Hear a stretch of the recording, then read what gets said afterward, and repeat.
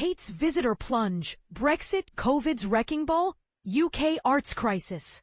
Imagine a world where art and culture are inaccessible to the very people who need them most, the young and curious minds of Europe. This is the harsh reality that the Tate galleries in London are facing, with a staggering decline in visitors, particularly among 16 to 24-year-olds from the EU. But here's where it gets controversial. The director of Tate, Maria Balshaw, is pointing fingers at Brexit and the pandemic for this slump. While critics are quick to blame the institution's woke curatorial choices, as we delve into the world of art and politics, one thing is clear. The future of cultural institutions hangs in the balance.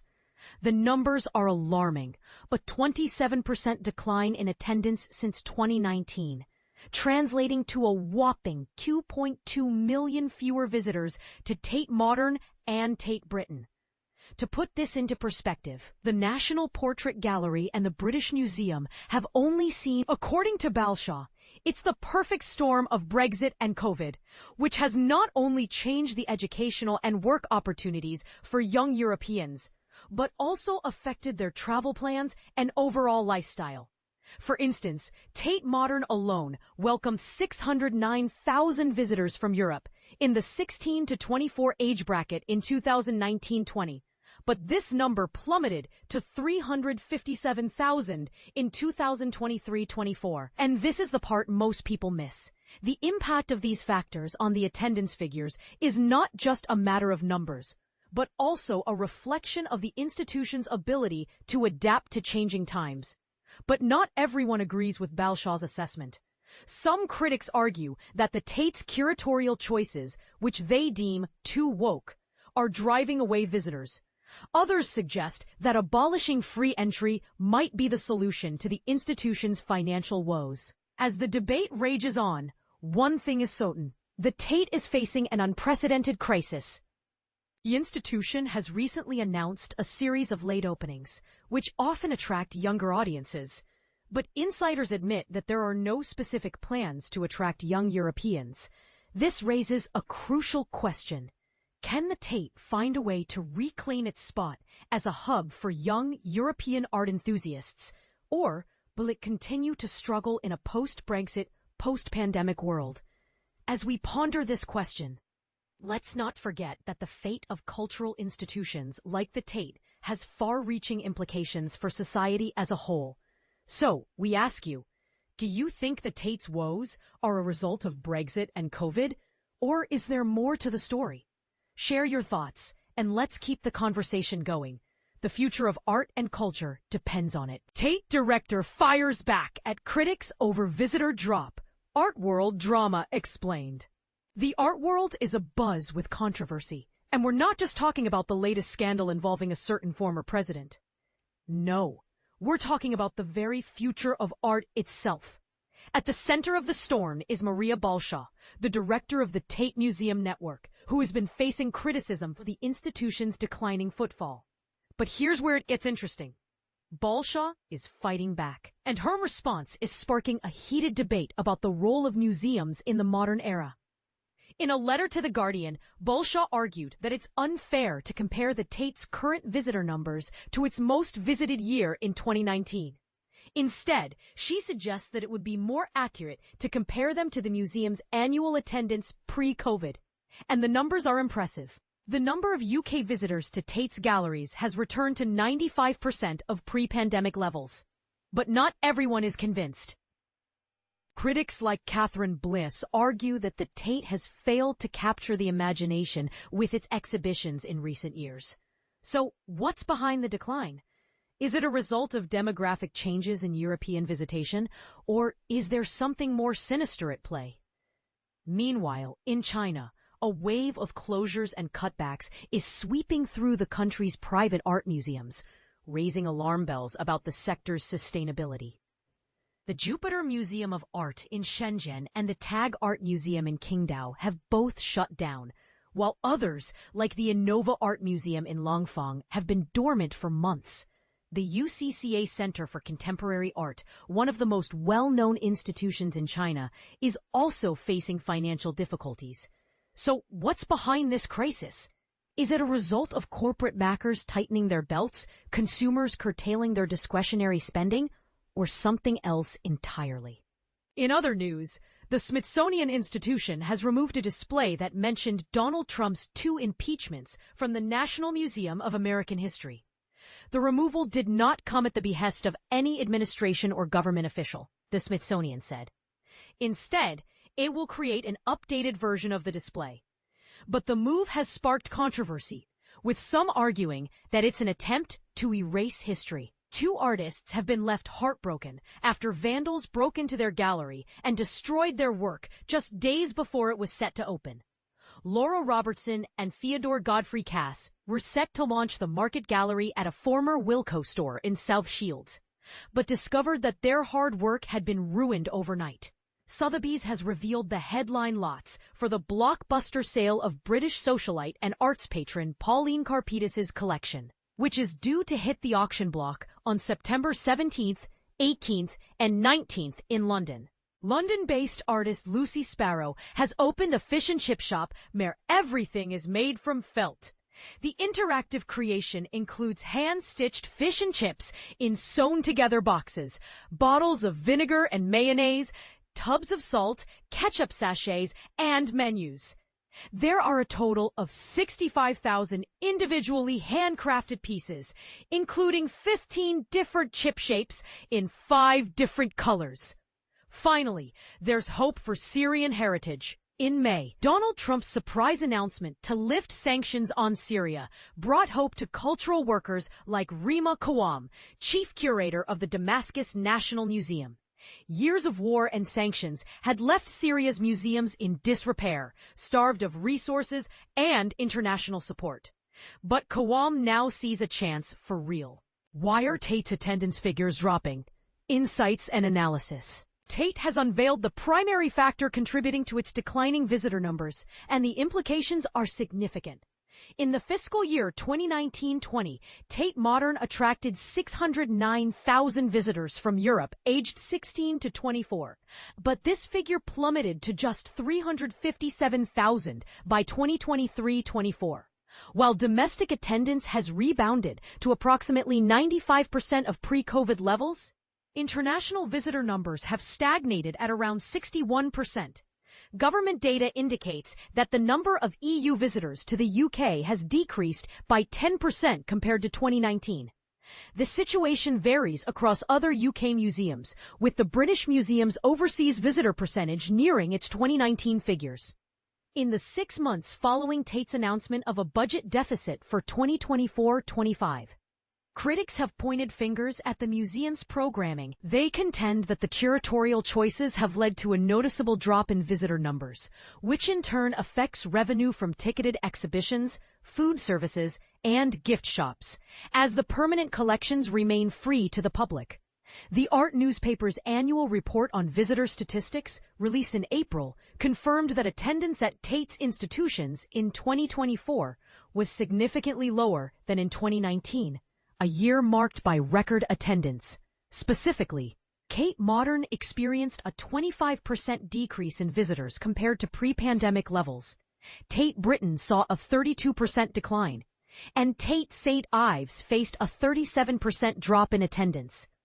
Tate Liverpool is currently closed and will not reopen until 2027. The latest findings from the Art newspaper, which integrate government statistics, university enrollment data, tourism metrics, and surveys from the Arts Council and Art Fund, reveal that while Tate, like other national museums, emphasizes programming as a key factor in attracting visitors, external socioeconomic influences, both national and international, play an equally, if not more, significant role in shaping footfall.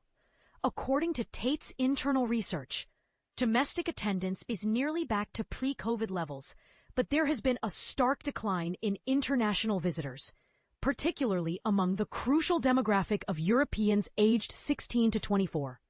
This age group is vital for Tate and art museums in general, as opposed to traditional museums. Interestingly, despite the drop in attendance, Tate Modern, which typically accounts for about 75% of the group's visitors, still ranks as the fifth most visited art museum globally, trailing behind the Louvre, the Vatican Museums, the British Museum, and New York's Metropolitan Museum of Art. Since 2014, it has fluctuated between the third and seventh positions, except in 2021, when pandemic-related closures caused it to fall to 16th place. Tate Modern continues to hold the title of the world's leading modern and contemporary art museum, a position it has maintained. Liam Darbon, Tate's Director of Audiences and Innovation, and his team have conducted in-depth analyses of demographic changes among the museum's visitors over the past decade, which align with broader trends in UK tourism. Darbon's internal research, which includes exit surveys from all galleries and data sharing with a consortium of other UK museums, indicates that excluding Tate Liverpool, the number of visitors from within the UK in 2024 was nearly equivalent to pre-pandemic figures. A spokesperson for Tate stated, Tate's domestic visitor numbers have rebounded to about 95% of their pre-COVID level, while international visitor numbers are at approximately 61% of their pre-COVID level.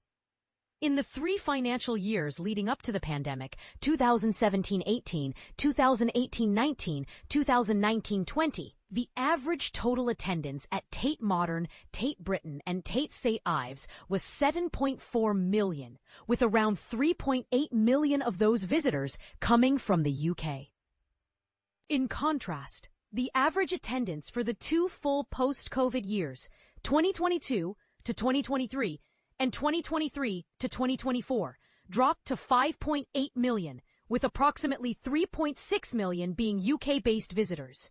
Conversely, the number of international visitors fell sharply from about 3.6 million to roughly 2.2 million.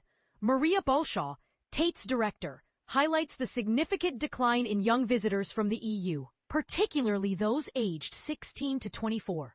This demographic is crucial for the museum group, representing 1 in 6 visitors to Tate Modern and Tate Britain. The statistics are telling, she remarks. Tate Modern alone attracted 609,000 visitors from Europe, aged 16 to 24, in 2019 to 2020. But this number dropped to 357,000 in 2023 to 2024. Young people in this age group are deeply impacted by Brexit, which has altered their educational and employment prospects, and by COVID, which has disrupted their studies and lifestyle choices. Generally, they are also traveling less. Supporting this observation, data from the Office of National Statistics reveals that the number of EU visitors remains stable at around 24 million annually from 2015 to 2019, but fell to approximately 22 million by 2023. While this is still a considerable figure, the composition of these tourism numbers has changed.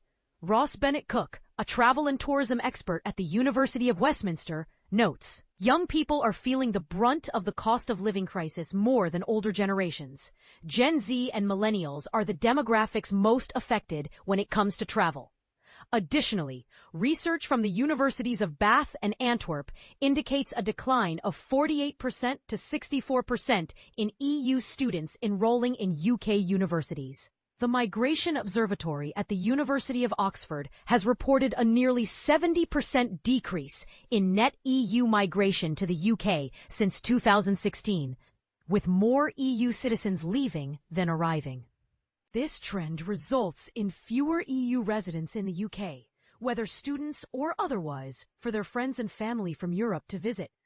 During its recent birthday weekender, Tate Modern welcomed 76,000 visitors over 3 days, with Balshaw noting that 70% of those were under 35. She added, "This is double what we would typically expect for such an event." Our Tate Collective membership, aimed at those under 25, has now reached 180,000 active members. We are thrilled that our galleries are successfully attracting younger visitors from the UK. If they enjoy their experience at 24 or 25, they are likely to return when they are 55 or 70.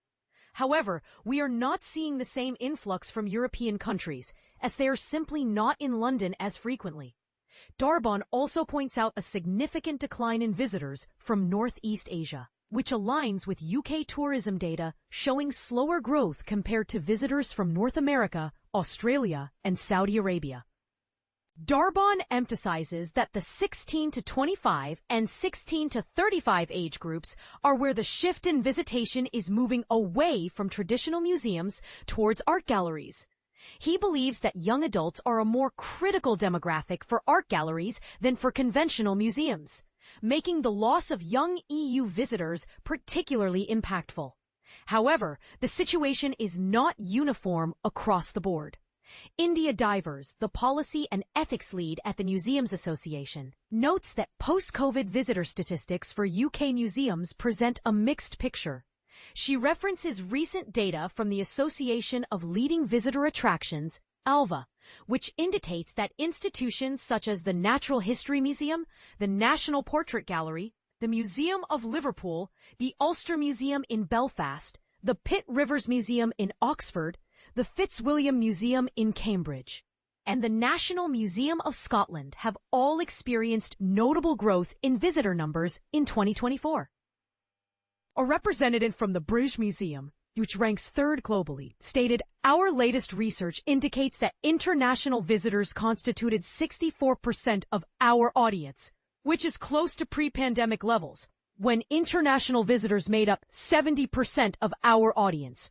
Domestic visits continue to grow in real terms, and these figures show that visits to London have surpassed pre-pandemic numbers. Conversely, institutions like the Manchester Museum, the Royal Academy of Arts, Liverpool's Maritime Museum, National Museum Cardiff, and Scotland's Gallery of Modern Art have had disappointing years." The Science Museum reported a 4% decline in visitor numbers compared to 2023. And has yet to see international visitors return to pre-pandemic levels. A museum spokesperson noted, in 2024-25, about a third of all visits were made by international visitors, compared to an average of 46% pre-pandemic. The decrease in international visitors has been somewhat balanced by an increase in UK-based visitors. Of the 324 museum directors who participated in Art Fund's 2024 Museum Directors Research Survey, 57% reported an overall increase in visitor numbers compared to the previous year, but only 25% noted a specific rise in international visitor numbers. The socioeconomic factors at play are significant. According to Arts Council England's annual museum survey, published in March, the average change in visitor numbers across museums is a decline of 10%, with 3 in 10 museums experiencing a drop of more than 25% compared to 5 years ago. In Scotland, Museums Galleries Scotland's 2024 survey noted that visits to Scottish museums in 2023-24 exceeded those in 2019-20, with 21% of visitors being local, 36% national, and 42% international. All stakeholders agree that programming is essential for attracting audiences. Darbon expresses optimism for continued growth, particularly among the demographics discussed, due to the appeal of the programming. The British Museum spokesperson emphasizes that the visitor perspective is central to the master plan launched in 2024. The Science Museum spokesperson notes that their audience is drawn in by thought-provoking exhibitions, new free galleries, and engaging experiences. However, Tate's research indicates that visitor numbers are influenced as much, if not more, by external socioeconomic factors, both nationally and internationally. Moreover, in UK museums and galleries where collections are freely accessible, visitor numbers and other revenue-generating strategies devised by museum directors can only yield limited financial returns. The survival of cultural institutions relies on more than just visitor numbers, as highlighted by the concerns raised by the UK government's recent spending review. Cultural organizations are once again facing pay reviews and workforce reductions amid real-term cuts to government funding over the next 4 years. The Public Accounts Committee has reportedly warned the Treasury that over 50% of local councils in England are at risk of insolvency, which does not bode well for local government funding for arts and culture, nor for the museums and galleries that rely on it.